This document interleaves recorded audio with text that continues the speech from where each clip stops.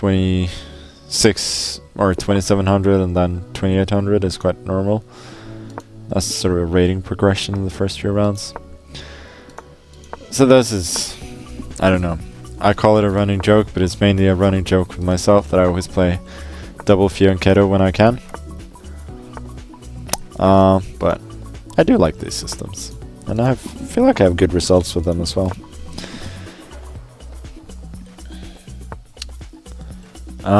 Yeah, so this is one of the main lines, and it turns into more of a King's Indian kind of setup, where the bishop is misplaced on b7, but it's going to reroute, and he also has some slightly weird pieces.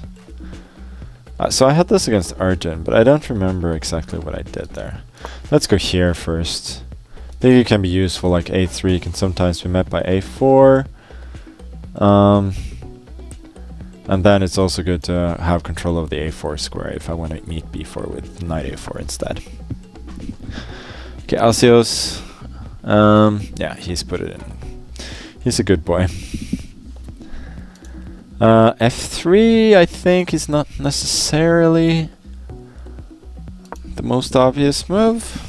So now the queen is no longer attacking this knight, so I can put the knight on a somewhat more aggressive square, and it's not impeding my pieces in the way that it would be from e8, which is the other obvious move to prepare the pawn break f5. So knight e3, I think I don't like that move at all.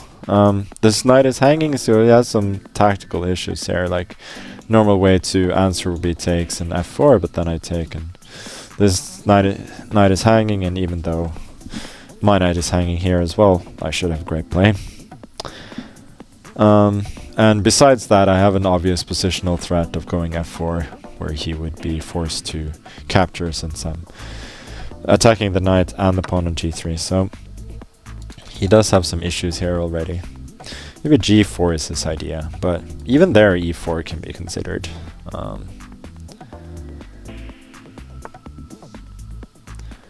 Yeah. So there's f4. Like, f4 is begging to be played. The question is it any good? I think I just do it and then think later. Knight c2. So he wants to go f4, which is the positional threat here, which I generally should not allow.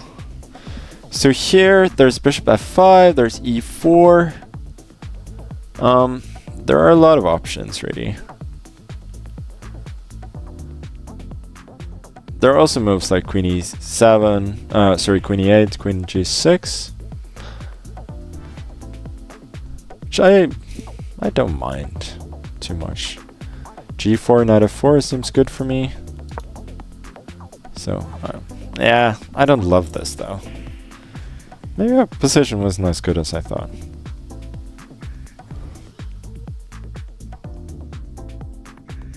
In g4 there's also knight f6, but seems a bit passive. I think I gotta go knight f4. I do have some excellent pieces here. Queen is coming to g6 as well, rook to e8. But the question is whether he's in time to go for some quick bishop b2, knight d4 and so. I think I'm undoubtedly better, but I'm not sure it's by a tremendous amount. So let me go here. I think I don't want his rook to enter the play via b2. So let's take with the queen. Don't mind a queen trade particularly. I think I have excellent pieces in that endgame, and his bishop is quite bad, hemmed in by all his pawns.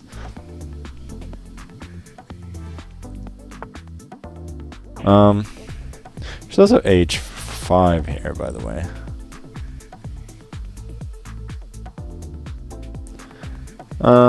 I guess I can do that later. Or why not do it now?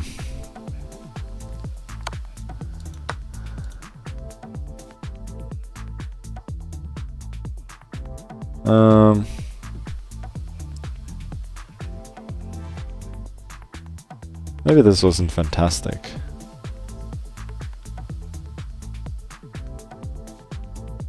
It's anticipating bishop f5, rook c1, and then trading, but now I don't love it. Maybe bishop f5 is just no good. Okay, let's just continue to improve my position then.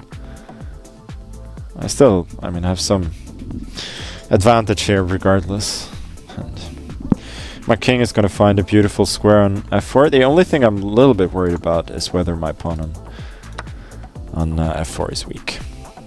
But apart from that, with this move, okay, so he's preparing king f2 without wanting to worry about knight d3, which is quite logical. I think I'll go here actually, and then king f2, rook e8.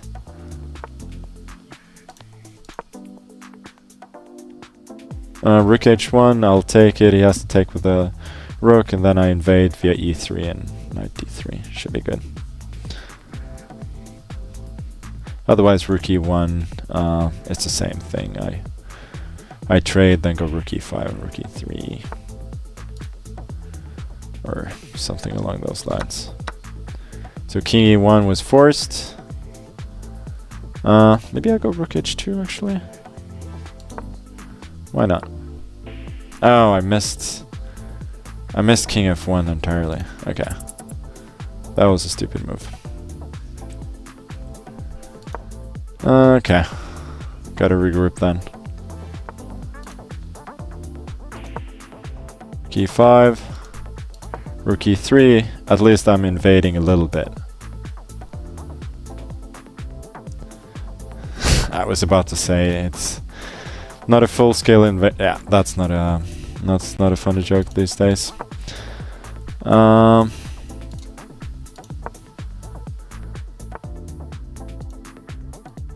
Where's the knockout here?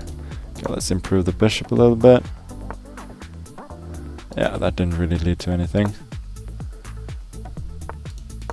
Okay, let's push. I mean, I generally should be winning, but still my time usage leaves a bit to be desired. Now this pawn should be falling, and with it, the game.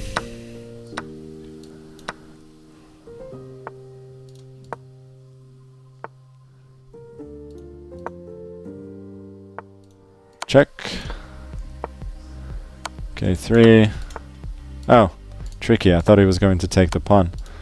Almost semi-pre-moved a rook blunder there. Okay, takes. Yeah, no, it's just fairly simple wrapping up job. Much like my previous black game, I just want to take all his pawns, but of course, if I'm offered a rook, I'll take that instead.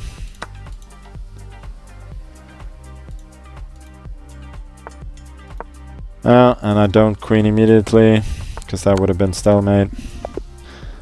But there we go. Okay, another hard-fought win. Pretty